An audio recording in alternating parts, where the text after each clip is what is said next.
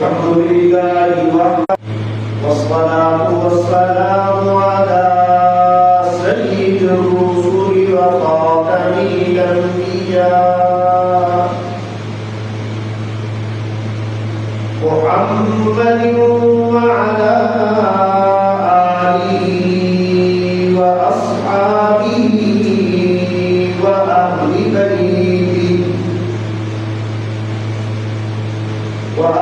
بيته وأزواجه وبناته وذرياته وأتباعهم أجمعين.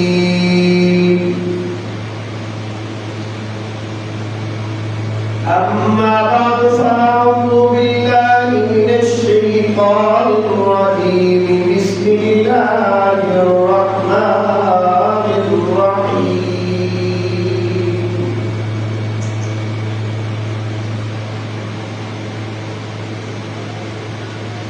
من المؤمنين رجال صدقوا ما عاهدوا الله عليه فمنهم من قضى نحبه ومنهم من ينتظر وما بدلوا تبديلا. وقال تبارك وتعالى في كلام المجيد والفرقان الحميد: يا أيها الذين آمنوا لا تخونوا الله والرسول وتخونوا أماناتكم وأنتم تعلمون. وقال تعالى: إن عدة الشهور عند الله 12 شهرا في كتاب الله يوم خلق السماوات والأرض منها 4 حرم. وقال النبي صلى الله عليه وسلم: إن الله اختارني واختار لي أصحابي.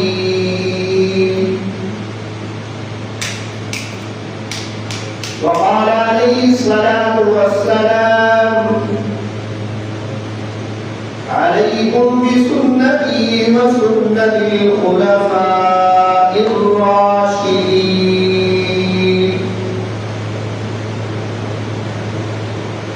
أو كما قال عليه الصلاة والسلام: صدق الله وصدق رسوله النبي الكريم الأمين، ونحن على ذلك من الشاهدين والشاكرين، والحمد لله رب العالمين.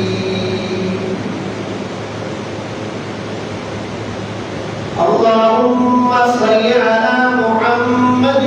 وعلى آل محمد كما صليت على إبراهيم وعلى آل إبراهيم إنك حميد مجيد. اللهم بارك على محمد وعلى آل محمد كما باركت على إبراهيم وعلى آل إبراهيم إنك حميد مجيد.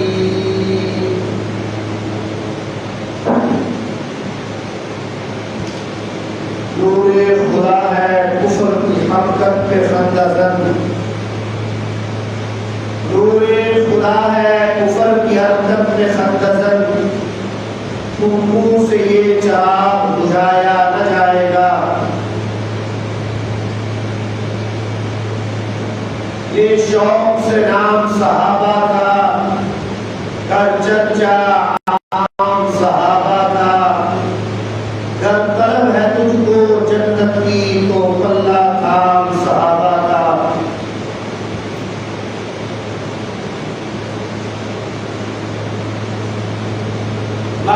مقدس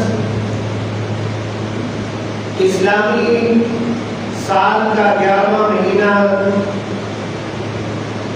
ذوالقعدہ کا آغاز ہو چکا ہے۔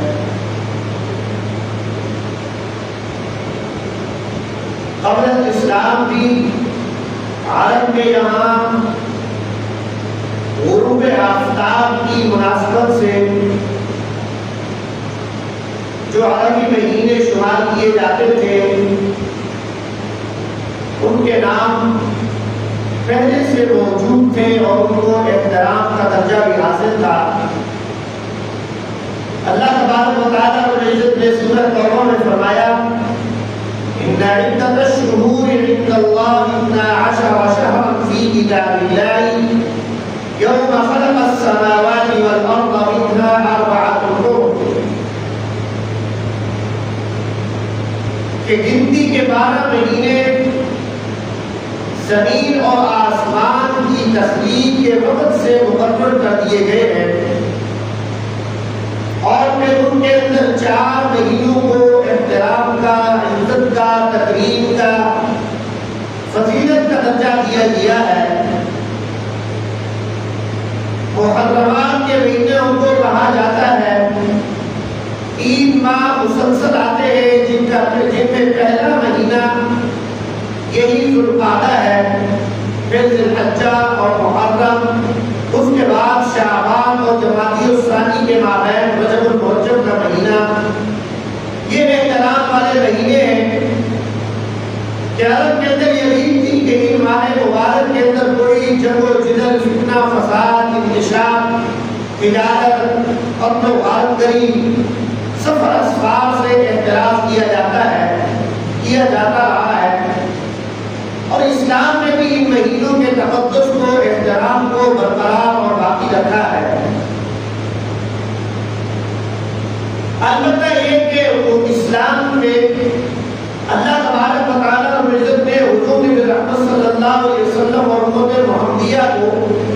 یہ استثناء ضرور دیا ہے کہ جو لوگ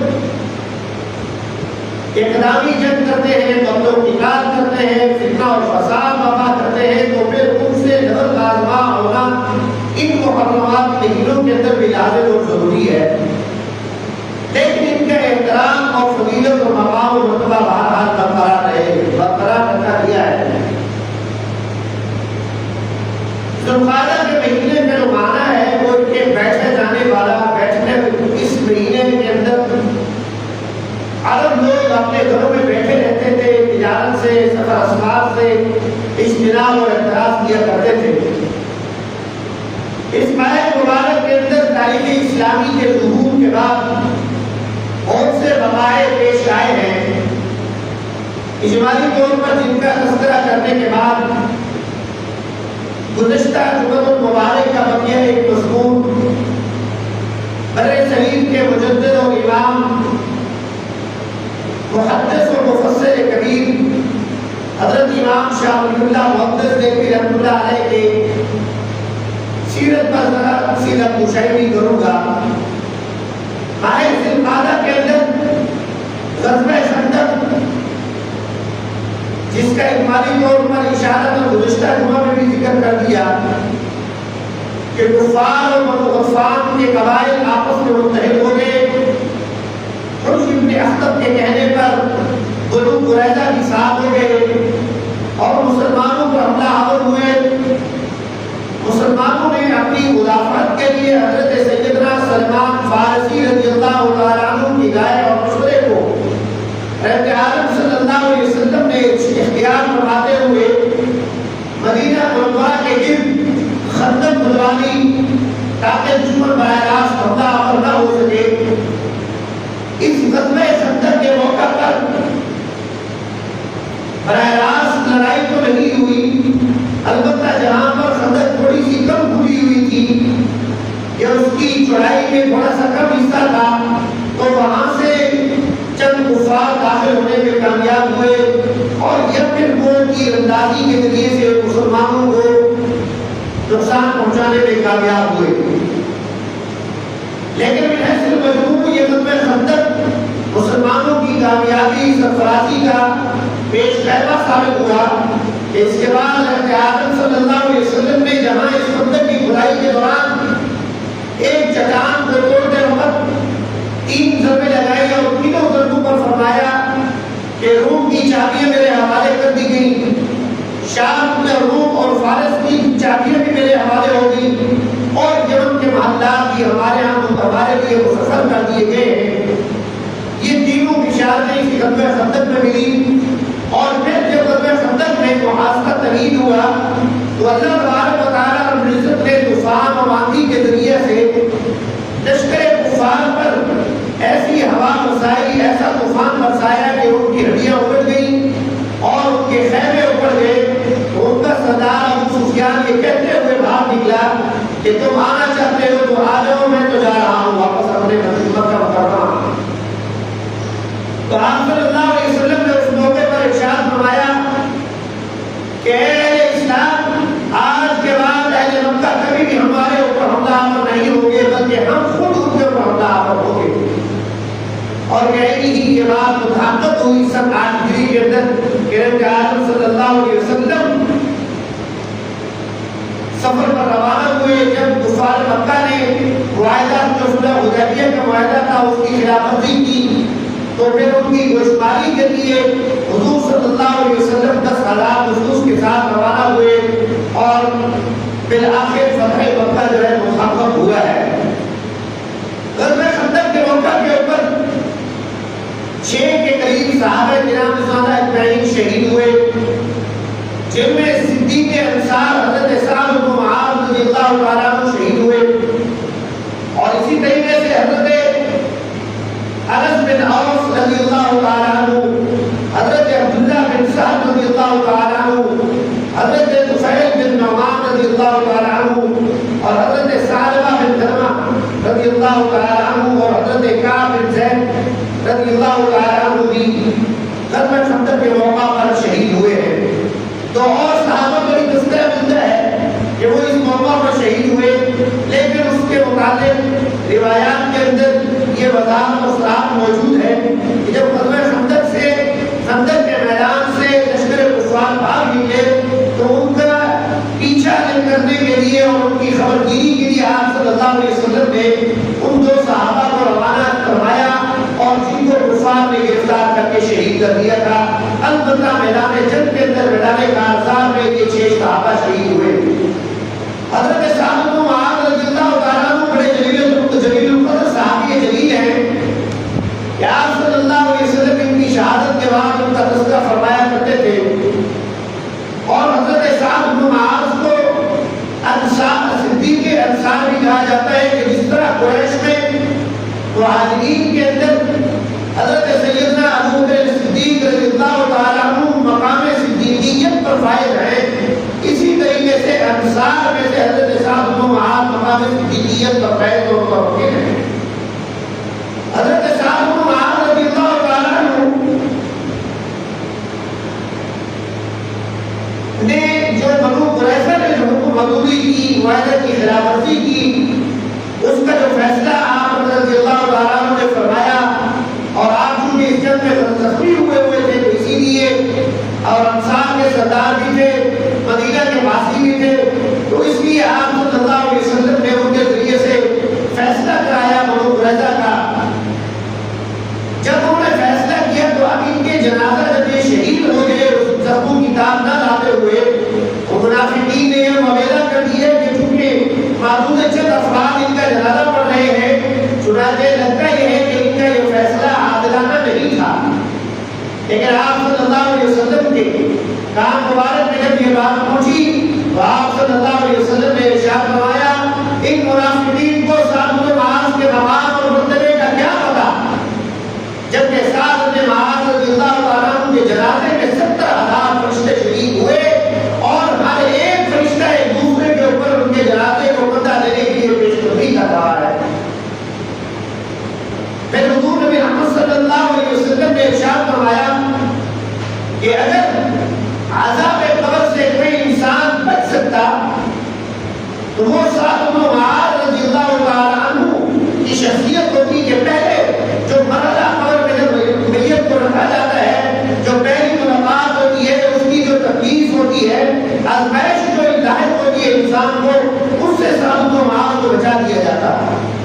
یا پھر نومولود بچے کو بچا دیا جاتا. تو اس سے معلوم یہ ہوتا ہے کہ قبر کی جو سختی ہے، پہلی جو ملاقات ہے، وہ ہر انسان کے اوپر متحقق ہے، غیر انبیاء میں. اور حضرت سعد بن معاذ رضی اللہ تعالیٰ عنہ کا جو فیصلہ ہے اس کے متعلق بعد میں بات کرتا ہوں کہ حضرت ابو لبابہ انصاری رضی اللہ تعالیٰ عنہ ایک صحابی جلیل ہے، حضور نبی رحمت صلی اللہ علیہ وسلم کے صحابی ہیں، آپ صلی اللہ علیہ وسلم کے جانثار ہیں. آپ رضی اللہ تعالیٰ عنہ جب بنو قریظہ کے سردار نے اپنے لوگوں کے اوپر 3 باتیں پیش کی کہ اہل اسلام نے اور حضور نبی رحمت صلی اللہ علیہ وسلم نے بغیر ہتھیار اتارے خندق سے سیدھا قریظہ کا رخ کیا ہے اور محاصرہ بھی قریب پکڑ گیا ہے، طول پکڑے ہوئے ہیں، لہذا 3 صورتوں کے بجز کوئی صورت ممکن نہیں ہے کوئی نجات مل سکے. پہلی صورت یہ ہے کہ سرنڈر کر دیا جائے اور اپنے آپ کو پیش خدمت رسول صلی اللہ علیہ وسلم کر دیا جائے اور جو وہ فیصلہ فرمائے اس کو قبول کیا جائے، یا پھر مشرف اسلام ہوا جائے کہ اسلام کے بعد جو ہے ہر طرح کا گناہ، ہر طرح کا ذنب جو ہے وہ ضائع ہو جاتا ہے. لیکن انہوں نے یہ پیشکش قبول نہ کی. پھر قریظہ کے سردار کعب نے دوسری یہ پیشکش کی، پھر ہم ایسا کر لیتے ہیں کہ ہم جو ہے اپنے خواتین اور بچوں کو قتل کیے دیتے ہیں اور اپنا مرد حضرات جو ہے مقابلے میں اترتے ہیں، اگر مارے گئے تو مارے گئے، اگر بچ گئے تو پھر کوئی مسئلہ نہیں ہے، لیکن اگر ہم مارے گئے تو پھر ہمارے بیوی بچوں کا کیا بنے گا. تو یہودی قبیلہ قریظہ نے کہا کہ اگر ہم مارے جاتے ہیں یا بچ جاتے ہیں تو یہ بات ہمارے لیے فائدہ مند نہیں ہے، اور اگر ہم جیت جاتے ہیں تو بیوی بچے نہیں ہوں گے تو ہماری زندگی کا کیا فائدہ. چنانچہ یہ بات بھی ناقابل قبول ہوئی. تیسری بات صلح کی پیدا کی گئی. اس میں کعب نے اپنا پیغام بھیجا آپ صلی اللہ علیہ وسلم کے پاس، تو حضور نبی رحمت صلی اللہ علیہ وسلم نے ارشاد فرمایا سعد بن معاذ کے فیصلے کے بغیر میں کوئی صلح نہیں کروں گا. اس غزوہ خندق کے اندر قریظہ اور اہل مدینہ اور یہودیوں کی بغاوت کی، سرکشی اور حکم عدوی اور معاہدے کی خلاف ورزی کے نتیجہ میں انصار کے سردار سعد بن معاذ زخمی ہوئے ہیں، لہذا انہیں کو ہم حاصل ہے کہ وہی فیصلہ کریں. اب اس سلسلے میں یہودی سردار کعب کا اور یہودیوں کا چونکہ تعلق ابو لبابہ رضی اللہ تعالیٰ عنہ سے تھا، تو انہوں نے کہا کہ ہم اس بارے میں ابو لبابہ سے مشورہ کرنا چاہتے ہیں، آپ انہیں ہمارے پاس بھیجیے.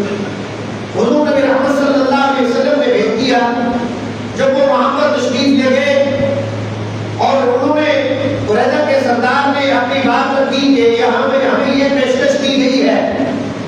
تو حضرت ابو لبابہ انصاری رضی اللہ تعالیٰ عنہ نے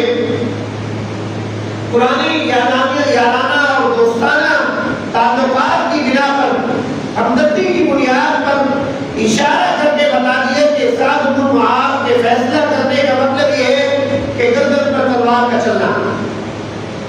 لیکن وہ فرماتے ہیں کہ جیسے ہی میں نے یہ کلمات اپنی زبان سے نکالے تو پھر میرا جسم ساکت ہو گیا کہ میں یہ کہہ کر بیٹھا ہوں. یہ میں نے کیسا اشارہ دے دیا ہے ان یہودیوں کو، یہ تو میں نے اللہ اور اللہ کے رسول کے ساتھ خیانت کر دی ہے. چنانچہ پھر اللہ تبارک و تعالیٰ رب العزت نے قرآن کریم کے اندر یہ آیت کریمہ میں خطبہ میں بھی پڑھی کہ یا ایھا الذین آمنوا لا تخونوا اللہ والرسول وتخونوا اماناتکم وانتم تعلمون. تم اللہ اور اللہ کے رسول اور جو امانتیں تمہارے سپرد کر دی جائے ان کے بارے میں خیانت نہ کرو جبکہ تم جانتے بھی ہو. چنانچہ آپ رضی اللہ تعالیٰ عنہ حزین غمگین ہوتے ہوئے سیدھا مسجد نبوی میں گئے اور وہاں جا کر ایک سکون کے ساتھ ان کو باندھ دیا ندامت کے بعد کہ میں جب تک میری توبہ قبول نہیں ہوتی تب تک میں جو ہے یہاں سے آزاد نہیں ہوگا. آپ صلی اللہ علیہ وسلم کو اطلاع ملی تو حضور نبی رحمت صلی اللہ علیہ وسلم نے ارشاد فرمایا اگر یہ ابو لبابہ میرے پاس آ جاتا تو میں اس کے حق میں دعا مغفرت کر دیتا، اللہ تعالیٰ اس کے گناہوں کو معاف فرما دیتے، اس کی نظرش کو دوسرے درگزر فرما دیتے. لیکن آپ چونکہ اس نے اپنے لیے یہ خود سزا اور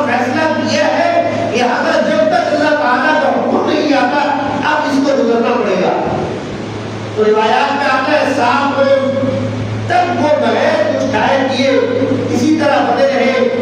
ان کی بیمار آتی ان کو قضاء حاجت کے لیے اور نماز کی ادائیگی کے لیے کھول دیتی، پھر باندھ دیے جاتے. یہاں تک کہ ایک روایت کے مطابق 7 روز اور دوسری روایت کے مطابق 15 روز تک سکون کے ساتھ بنے رہنے کی جو نتیجہ میں آپ رضی اللہ تعالیٰ عنہ بے ہوش ہو کر بھوک کی وجہ سے نڈھال ہو کر گر گئے اور اللہ تبارک و تعالیٰ نے نظر سے آپ کی توبہ کو قبول فرمایا. اور یہ پیغام جب اس تک پہنچا انہوں نے کہا میں اپنے آپ کو نہیں عذاب کروں گا یہاں تک کہ خود ذات رسالت آپ صلی اللہ علیہ وسلم ان کو عذاب فرمائیں گے. چنانچہ آپ صلی اللہ علیہ وسلم نے ان کی رسیوں کو آ کر کھولا. حضرت ابو لبابہ رضی اللہ تعالیٰ عنہ کی توبہ قبول ہوئی ہے. اسی طریقے سے ماہ ذوالقعدہ کے اندر آپ صلی اللہ علیہ وسلم نے 4 عمرے کیے. ان میں سے 3 عمرے زندگی میں 4 عمرے ہیں اور 3 جو ہے ماہ ذوالقعدہ میں اور 1 عمرہ حجۃ الوداع کے موقع پر حج کے ساتھ ادا کیا آپ صلی اللہ علیہ وسلم نے. اور صلح حدیبیہ اور بیعت رضوان اس کا تعلق بھی ماہ ذوالقعدہ کے ساتھ ہے. اسی طریقے سے ایک اور صحابی جو غزوہ خندق کے موقع پر شہید ہوئے حضرت کعب بن زید رضی اللہ تعالیٰ عنہ، یہ وہ صحابی ہیں جو بنی عامر نے جب حضور نبی محمد صلی اللہ علیہ وسلم کی خدمت میں حاضر ہو کر چند حفاظ قرآن اپنے لیے طلب کیے کہ داعی اسلام ہماری طرف بھیجے جائے، ہمارا قبیلہ مشرف اسلام ہونا چاہتا ہے اور دین سیکھنا چاہتا ہے. آپ صلی اللہ علیہ وسلم نے 70 قرآن کرام صحابہ کرام کے ساتھ روانہ کیے، لیکن بنی عامر نے بیر مورونا کے مقام پر جا کر ان سب کو شہید کر دیا. ان میں سے 2 صحابی حضرت عمر بن امیہ زمری رضی اللہ تعالیٰ عنہ وہ بچ نکلنے میں کامیاب ہوئے اور حضرت کعب بن زید رضی اللہ تعالیٰ عنہ کی بچ نکلنے میں کامیاب ہوئے. بظاہر تو ان کو بنی عامر نے یہ سمجھا کہ یہ شہید ہو گئے، ہلاک ہو گئے، اس لیے وہ چلے گئے، لیکن وہ لاشوں کے ڈھیروں کے اندر دبے ہوئے تھے آپ رضی اللہ تعالیٰ عنہ. تو آپ رضی اللہ تعالیٰ عنہ بعد میں جب دیکھا کہ وہ چلے گئے بنی عامر کے لوگ، آپ رضی اللہ تعالیٰ عنہ حاضر خدمت رسول صلی اللہ علیہ وسلم ہوئے اور ساری اعداد سفر بیان کر دی. اسی طریقے سے ذوالقعدہ کے اندر حضرت موسیٰ علیہ السلام کو اللہ تعالیٰ نے 30 روز کے لیے کتاب ہدایت مواد دینے کے لیے طلب فرمایا کہ 30 راتیں کوہ طور پر تشریف لائے. حضرت عیسیٰ علیہ السلام اور حضرت ابراہیم علیہ السلام کی ولادت بھی ذوالقعدہ میں ہے اور حضرت عیسیٰ، حضرت ابراہیم اور حضرت اسماعیل علیہ السلام نے بیت اللہ کی دوسری جو بنا ہے تعمیر ہے وہ بھی ذوالقعدہ کے مہینہ میں کی ہے. اور بیعت عقبہ اولیٰ جس میں 8 یا 6 صحابہ کرام اوس اور خزرج کے لوگوں نے اسلام قبول کیا وہ بھی اسی ذوالقعدہ کے مہینہ میں. حضرت ام المؤمنین سیدہ صفیہ رضی اللہ تعالیٰ عنہ کے والد حضرت اپنا حی بن اخطب جو یہودی قبیلہ بنو نضیر کا سردار تھا اس کا قتل بھی اسی اپنا ذوالقعدہ کے مہینہ میں ہوا ہے. اور حضرت زینب بنت جحش رضی اللہ تعالیٰ عنہ کے ساتھ حضور نبی محمد صلی اللہ علیہ وسلم کا عقد نکاح بھی ہوا ذوالقعدہ کے مہینہ میں. غزوہ تبوک سے واپسی پر آپ صلی اللہ علیہ وسلم نے یمن کی طرف حضرت ابو موسیٰ اشعری رضی اللہ تعالیٰ عنہ اور حضرت معاذ بن جبل رضی اللہ تعالیٰ عنہ کو روانہ فرمایا ہے اسی ذوالقعدہ میں. اور پھر 12 ہجری میں جنگ فرات جو کہ نہر فرات کے کنارے شام اور ایران کے مابین واقع ہے، حضرت خالد بن الولید رضی اللہ تعالیٰ عنہ نے 1 مہینے تک وہاں قیام کیا.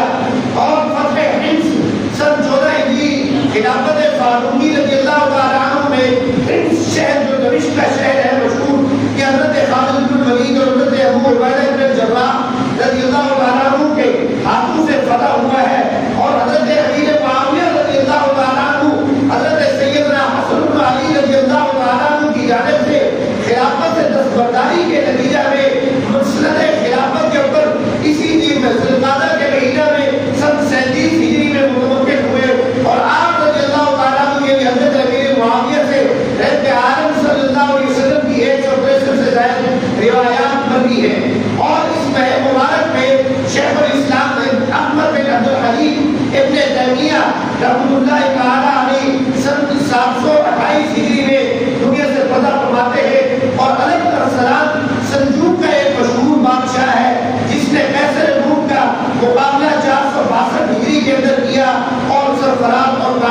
ہوئے ہیں اس ذوالقعدہ کے مہینے میں۔ ماہ شعبان المکرم کے لیے ایک واقعہ حضرت امام شاہ ولی اللہ محدث دہلوی رحمۃ اللہ علیہ کے حوالے سے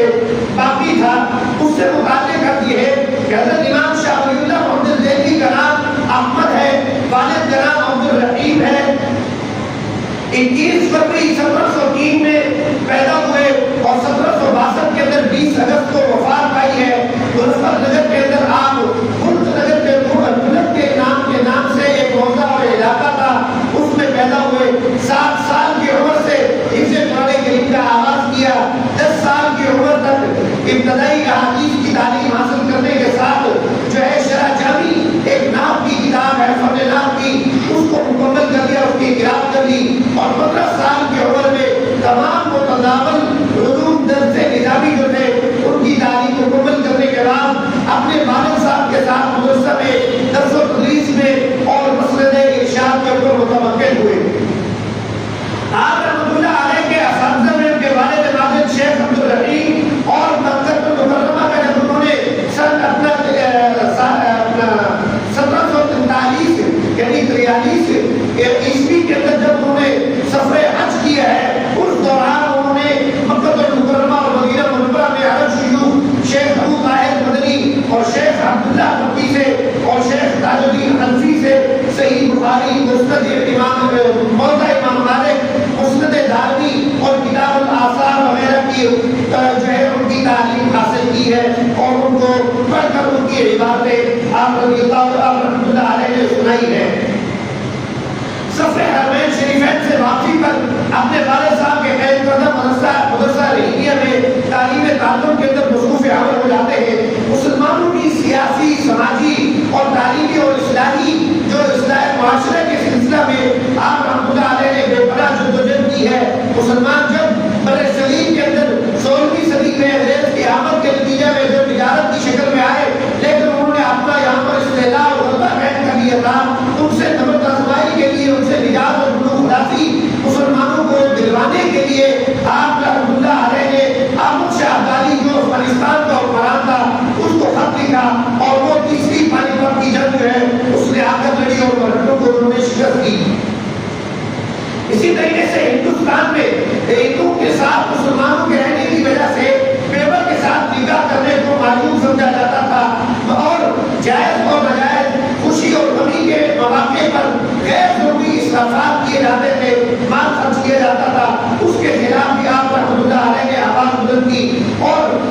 جو حنفی، شافعی، مالکی، حنابلہ یہ چاروں فقہی مکاتب ہیں، مذاہب ہیں، ان کے مابین جو ہے اتحاد کی، عبادت کی اور رواداری کی فضا قائم کرنے کی آپ رحمۃ اللہ علیہ نے کوشش بھی کی۔ تصوف کا مقصد حصول رضا الہی کا حصول انہوں نے قرار دیا۔ دنیا اور مریدین کی کثرت اور اضافے کا ذریعہ تصوف کا مقصد اور غرض غائب نہ سمجھتے تھے۔ قرآن کریم کی خدمت کی کہ قرآن کریم کا پہلا فارسی زبان کے اندر ترجمہ امام شاہ ولی اللہ محدث دہلوی رحمۃ اللہ علیہ نے لکھا ہے فتح الرحمان کے نام سے، اور حدیث کی علوم کی جو فروغ ہے، نشر و اشاعت ہے، وہ بھی انہی کے ذریعے سے ہوا ہے۔ پھر اصول تفسیر کے اندر ایک کتاب الفوز الکبیر کی اصول تفسیر کی تعلیم کی، حجت اللہ البالغہ اسلامی عقائد اور فلسفہ پر ایک کتاب لکھی، ادارۃ الخفا عن خلافت الخلفاء کے نام سے ریاستی امور سے متعلق، حکومتی امور سے متعلق جو ہے ایک کتاب بھی تعلیف کی ہے۔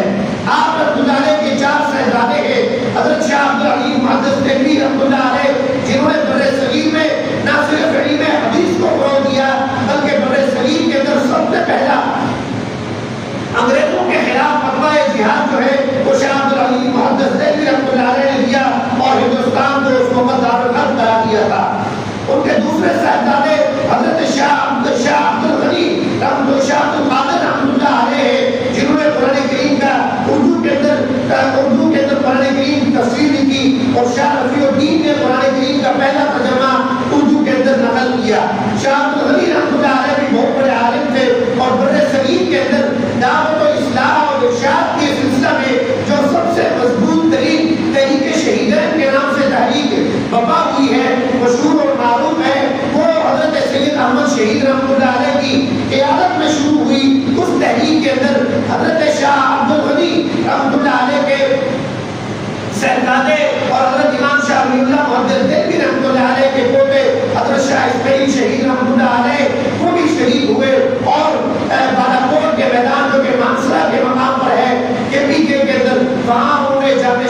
گوش فرمایا اور فتنے کے خلاف بدعت کے خلاف حضرت شاہ اسماعیل شہید رحمۃ اللہ علیہ نے تقویۃ الایمان کے نام سے ایک کتاب اور کتاب سے بھی تعلیم کیا کہ معاشرے کا مسلمانوں کا قرآن اور سنت کے ساتھ تعلق مضبوط اور مستحکم ہونا چاہیے اور بدعت اور خرافات سے مسلمانوں کو اہل اسلام کو اجتناب کرنا چاہیے۔ اللہ تبارک و تعالیٰ مجھے جو کہا سنا اس پر عمل کرنے کی توفیق عطا فرمائے۔ وما علینا الا البلاغ۔